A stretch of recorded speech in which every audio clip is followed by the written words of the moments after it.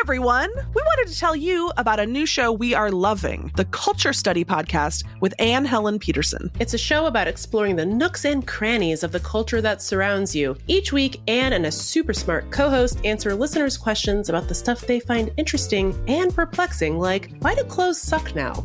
Is Paw Patrol propaganda, or is it not that deep? And what's the deal with everyone I know getting a divorce? Like Anne's tremendously popular newsletter, the Culture Study Podcast is funny, insightful, and kind of weird. And it's guaranteed to help you become the most interesting person at parties. Listen to the Culture Study Podcast every Wednesday, wherever you get your shows. This podcast is free, and it's accessible to everyone thanks to support from listeners like you. If you value this show, please consider supporting its production by donating to our home, KUOW. It only takes a minute to give, and you'll be helping to support the production of this podcast. Make a donation at KUOW.org or follow the link in the show notes. And thanks! Okay, Lindy and I are hanging out. We're going to have a nice, normal time. And I feel like I'm going to be empathetic and thoughtful, just like my beautiful friend taught me to be. Lindy, text me back. Don't not text me back. Text me back, dude. Text me back. Text me back. Text me back at once. Why won't you text me back? Text me back. Text me back, Megan.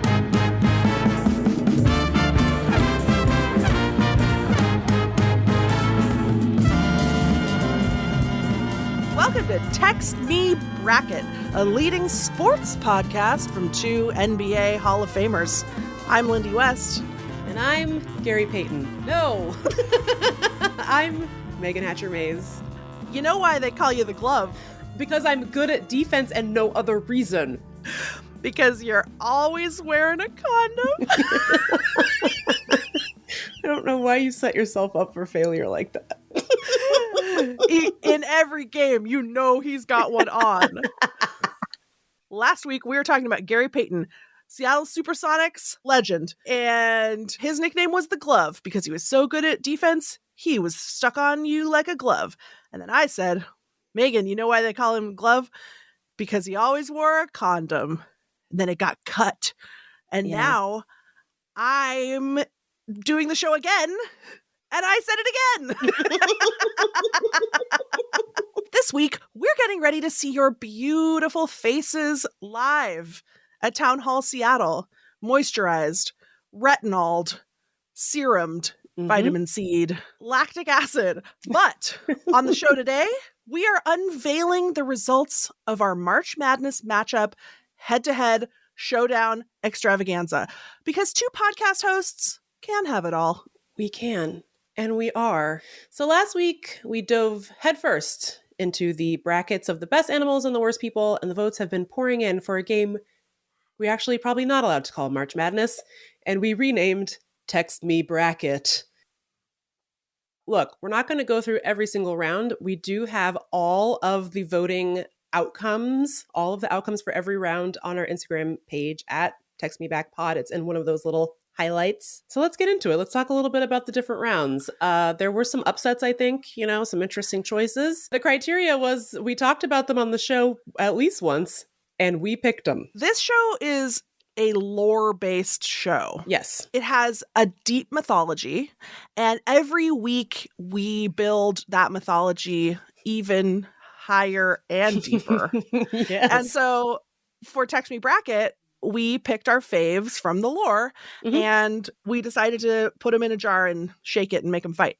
And all of you did so much hard work going to the Text Me Back Instagram at Text Me Back Pod and voting for your favorites, best animals and worst people. And we've got the winners and we've got the results, and it's very exciting. Look, round one was very interesting. The very first matchup. Speaking of the devil. Speaking of the devil, Lindy's dog Barry, who we first talked about in episode 4, versus the raccoon who doesn't want any trouble, who a Text Me Back-alite wrote in about. He had a mystical interaction with the raccoon who was looking for trash and put his hands up in the air as if to say, I don't want any trouble. And then they both went on their way. And I just love like a mystical interaction with an animal. So Megan, I hate to break it to you, but I'm a stickler for detail. And I think actually what happened is that the man put his hands up and said, I don't want any trouble, mister. to the raccoon. So it's possible that the raccoon was looking for trouble. The raccoon might have been looking for trouble, but the man was able to defuse the situation. Yeah, exactly. That's the lore. Fantastic. Okay, what's interesting about Text Me Bracket is that I feel like everyone has their own individual criteria for how they voted. Because it's like, okay, you could vote who would win in a fight, Barry or the raccoon that doesn't want any trouble. Who's cuter, Barry or the raccoon that doesn't want to, and I voted because I also participated in democracy. Yep. And my criteria was I kind of went for the underdog. I voted for who I thought wasn't going to get as many votes. And mostly I was right, but there were a couple where I was like, oh, you guys like Mr. Darcy better than Oprah the Wall Rat or whatever. I know. The thing about these sort of sports matchups is everybody loves that Cinderella story. But here's what happened. Barry kicked everybody's ass, starting with this raccoon. I think the voting criteria was people love Lindy, people love dogs that Lindy owns. Therefore, Barry kicked the raccoon's ass pretty easily. Congrats to Barry for his round 1 victory. Which is not what would happen in real life. A raccoon would kick Barry's ass in 5 seconds. Barry is a coward. He is blind. And he has a famously soft bite, which is why we got him, because Aham is scared of dogs. Yeah. But Barry, congrats on round 1. We'll see how you do in round 2. Kid. Also in round 1, we had the cursed Iowa angel statue, which we talked about in episode 2 back when you were hyperfixated on Iowa history. This statue will apparently curse you and kill you if you've had sex. Unclear if she cares whether or not it's premarital or marital. I think she just is sex negative. I don't totally know. I think so too. And she went up against Time Team, who we talked about in the Cozy episode. That was episode 3, one of your favorite British shows where like a team of British people dig up Roman skulls or something. Have you not watched any Time Team since I recommended it 17 weeks ago? Interesting. The way that you said that, the way that you described Time Team just now sounded like someone who has only heard about it on a podcast. For once in your life, stop tone policing me. Okay. I cannot. This was a really hard matchup because these are two sort of, characters that I brought into the show, and both of them are my family. I love the cursed Iowa angel statue. I know. That if sluts touch it, they die. That's funny. I agree. It's and then really good. I love the Time Team because they go around digging. So I think that I voted for Cursed Iowa Angel, because I'm a girl's girl and she's kind of a girl boss of Iowa. I too voted for the Cursed Angel statue because I can't think of anything funnier than a statue who kills people for making love. I love her. I love a sex negative statue. And she lives in Iowa of all places.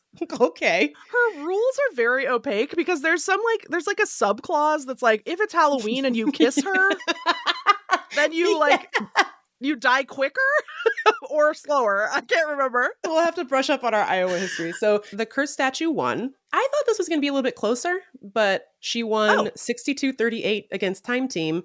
And I was a little surprised because people really liked our Cozy episode because I think the Text Me Backlights totally understand fundamentally how fun it is to be cozy. So I thought Time Team would be a contender. You know what I mean? Right. Congrats to her. She won her round 1 matchup against Time Team. RIP to Time Team, though.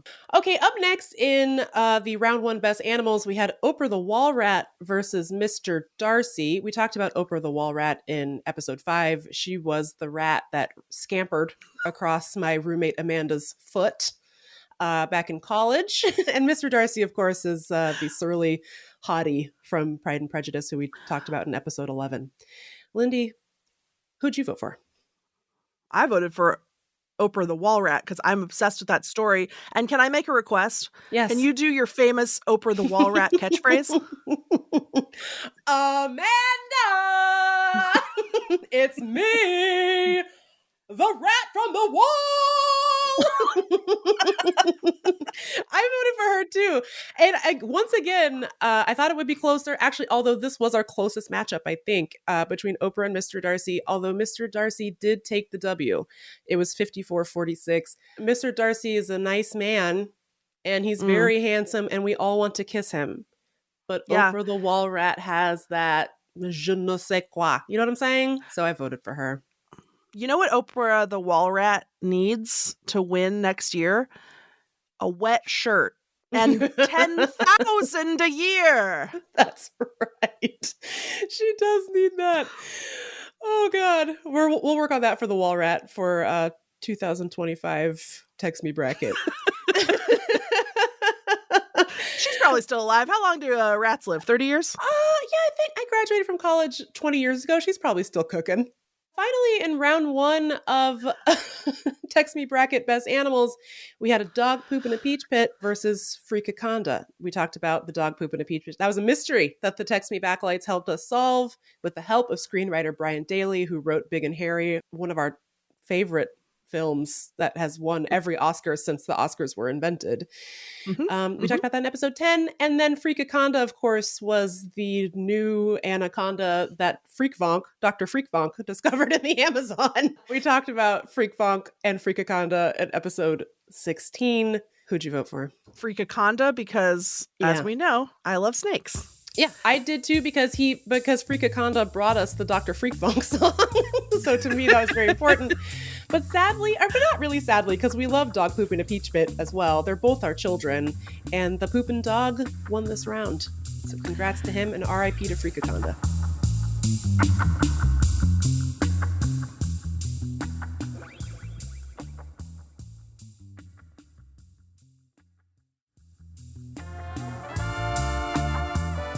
Megan, guess what? What? We are doing the show live. That's right. I won't have a fun, fancy jacket from Saks Off Fifth, but we will have games and laughter and some secret special friends, maybe. So get your butts over to Town Hall Seattle, Friday, March 15th at 7:30 to 9:30 p.m. and get your tickets at KUOW.org/events, or look for the link in our show notes today.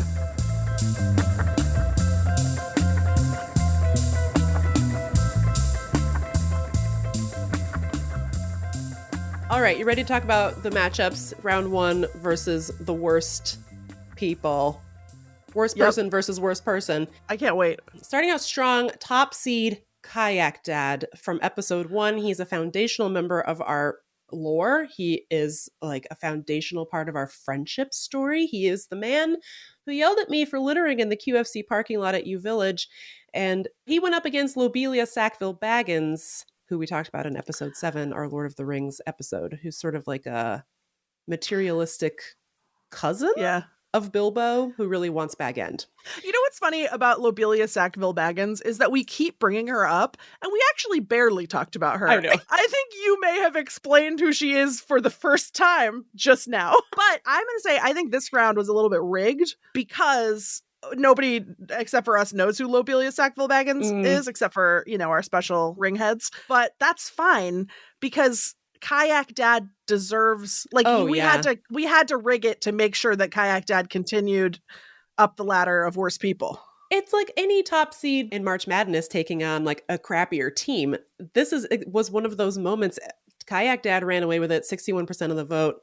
Congratulations to Kayak Dad, who is top seeded for a reason. Okay, you know what I mean? Next, we had Dr. Gregory House, MD. He's a genius. He's a misanthrope doctor who borderline almost kills a patient every single episode of House, which I watched all 8 seasons of last fall. And we talked about the cozy episode 3.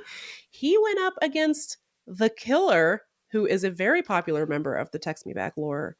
He's appeared in episodes 10, 12, and 15. And was once vanquished by mine own grandpater, Paul Rickenbacker West. Flying tackle one time to the killer and saved your family line. You wouldn't be here today if it hadn't been for your ancestor taking out the killer. So I think kind of unsurprisingly, we discover the killer won 64-36. I thought, House might have a fighting chance, but he didn't.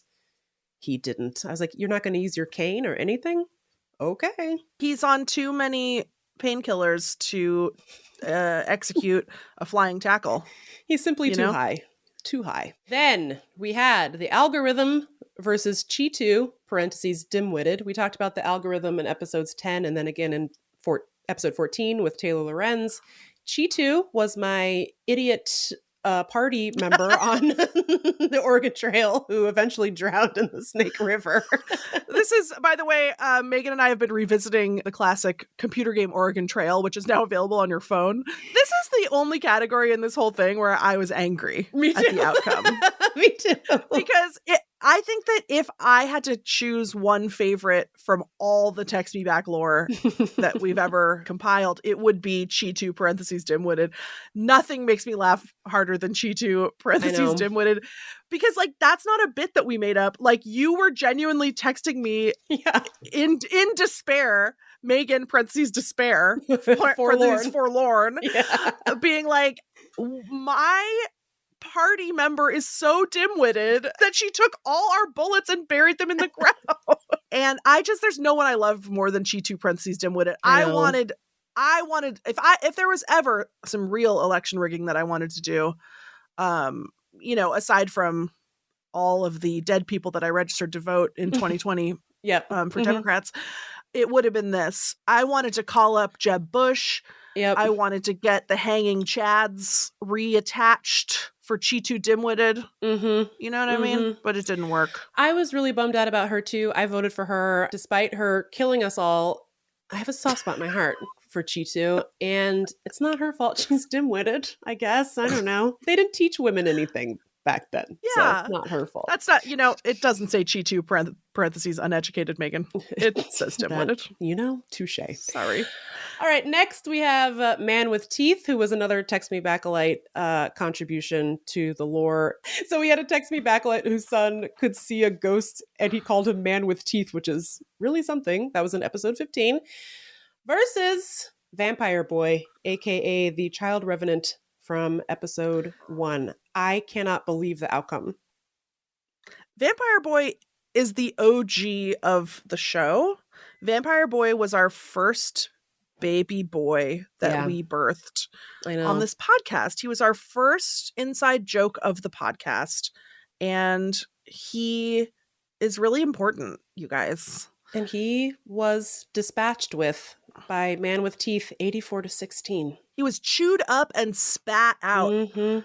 Devastating. But, famously, Vampire Boy was buried face down with his toe padlocked to the earth so that he couldn't come back to life and become Man with Teeth, I guess. Maybe what if Man with Teeth is Vampire Boy all grown up? Yeah, like in a different timeline or something. Yeah. I like that's what you get if you don't padlock the toe. That's right. You get Man with Teeth who lives in a Capitol Hill basement or something. Yeah. So that actually makes me feel better. Like it's actually linked. Like they're linked. They're one.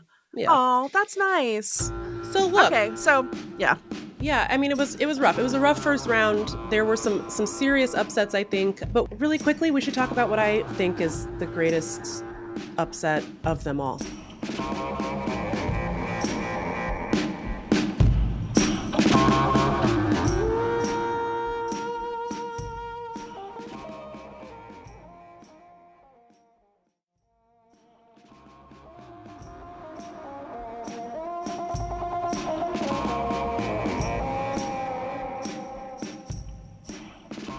In round 2, there was a matchup between Kayak Dad and the killer.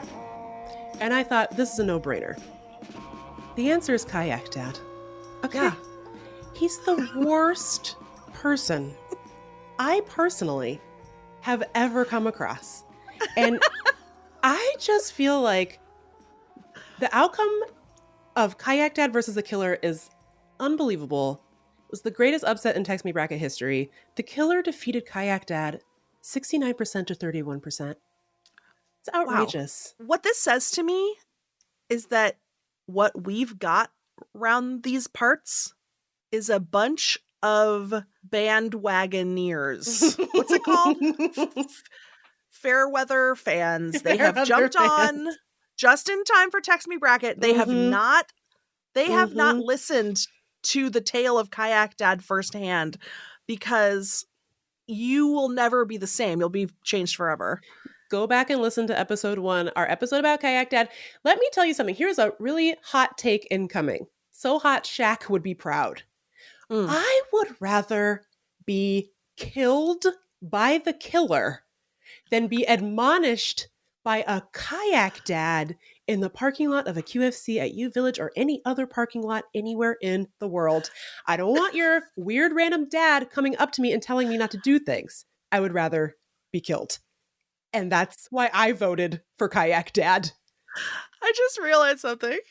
You're the killer because Kayak Dad turned you into the Joker. That was your origin story. That was my origin story. And I took him out. You don't mess with me.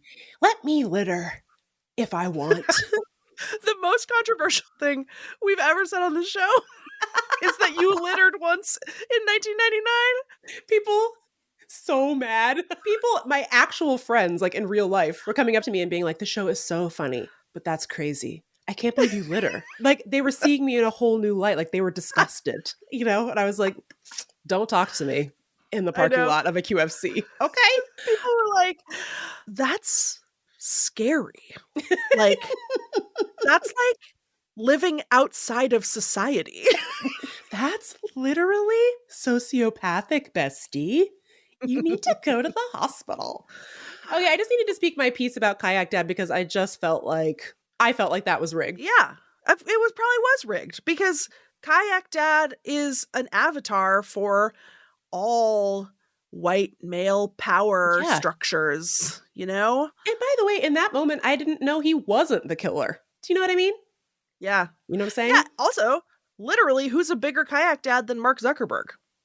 Something to think about. Who probably did twiddle his long, skinny fingers down into our poll.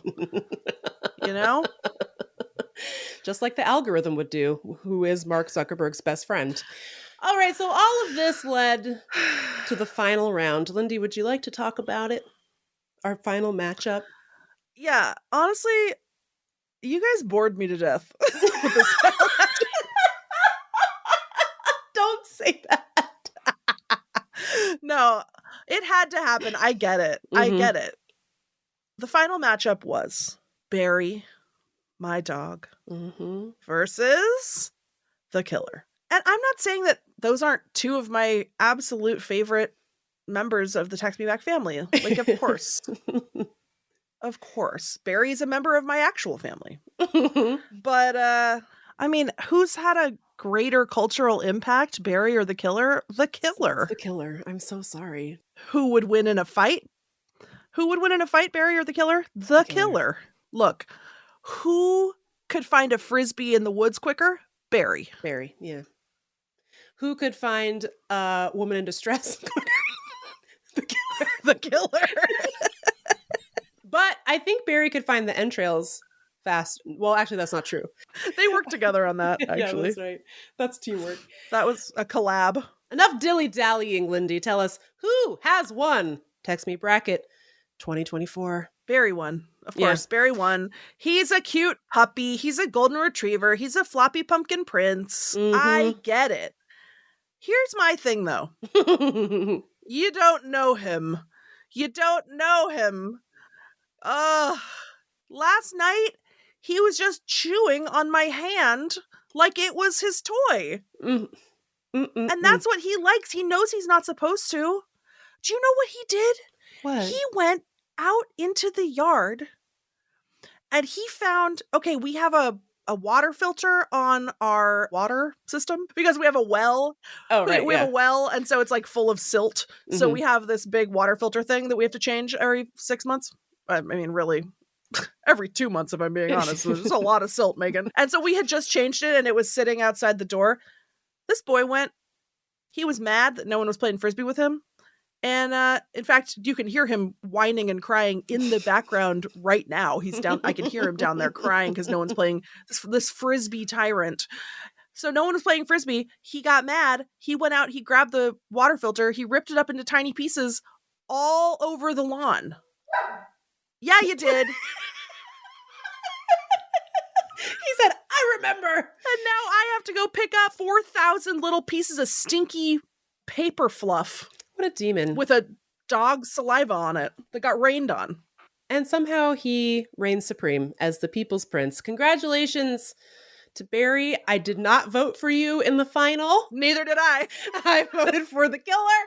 Congratulations to the killer, who will also get a trophy, but it's like half the size of the one that Barry gets. So congrats to him. And congrats to the killer for presumably also not having a yeast infection in his ear like Barry does. And we know the killer does not have juvenile cataracts because he be finding you. He be finding you. He can always see you. He can see you right now. That's right. Yikes. Okay, so he's the best animal, which is untrue. We should have put him in the worst person bracket. Person bracket. Then, that would have thrown everything into chaos. I know. Then who knows? Well, we've learned a lot for next year when we absolutely do this again. Barry will not be eligible next year. This is his last year of eligibility in the Text Me Back CAA.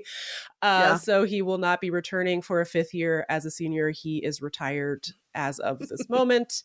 And if you people sideline Kayak Dad again next year, I'm quitting the podcast. Okay? I can't have this. That'll show him. Well, Meagan, we done it yet again, even one more time. That's what they're saying. We're going to cut down the nets of the Text Me bracket, and we're going to sing that song, One Shining Moment. And then we're going to go to the NBA draft with Barry. He's going pro. I just really wanted Chitu, parentheses Tim Winnet, to make it to the end. I know. I'm so sad about it. You know what I like about our Text Me bracket? Absolutely, completely unclear whether or not it's good to win or bad to win. That's up to the Text Me Backalites to decide. It would have made sense if we had said who would win at basketball between these two. Whoever wins gets to eat the loser. Or who is sexier? Who wears more condoms? But to have no criteria is so beautiful, honestly. I love it. I feel like that is the Text Me Back guarantee. That's us. Yeah. Well, I hope you enjoyed this episode. We're going to go plan our live show. They're saying we actually have to plan something out before we walk on stage. So we're going to go do that. You know what they're also saying? You know what they're saying about our live show? What are they saying? They're saying that I bought 2 different snake dresses so that I can make sure that one of them fits. I haven't opened the packages yet, but they're here. They're saying that I tried to buy a snake dress and I couldn't get it on my body. So I bought something else. That's what they're saying. I saw what you bought. It's really cute. I'm super excited to talk about it at our live show this Friday, March 15th, Town Hall, Seattle. Tickets still available, but they're going fast. I'm not just saying that as a freaky ego demon. It's true.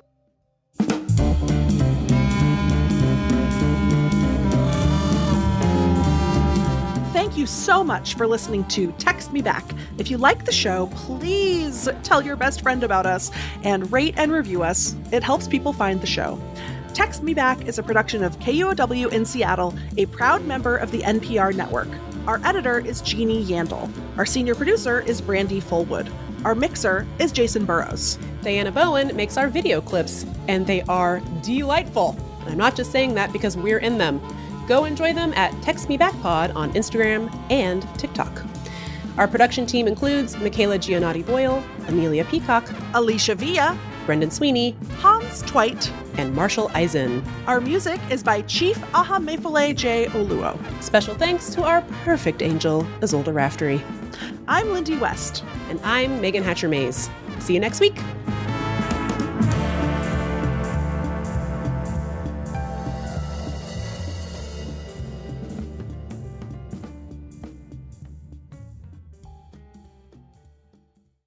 At a time when information continues to come at us faster and faster, sometimes you need to hit pause and rewind. NPR's Throughline takes you back in time to the source of the news stories filling your feed. Find NPR's Throughline wherever you get your podcasts.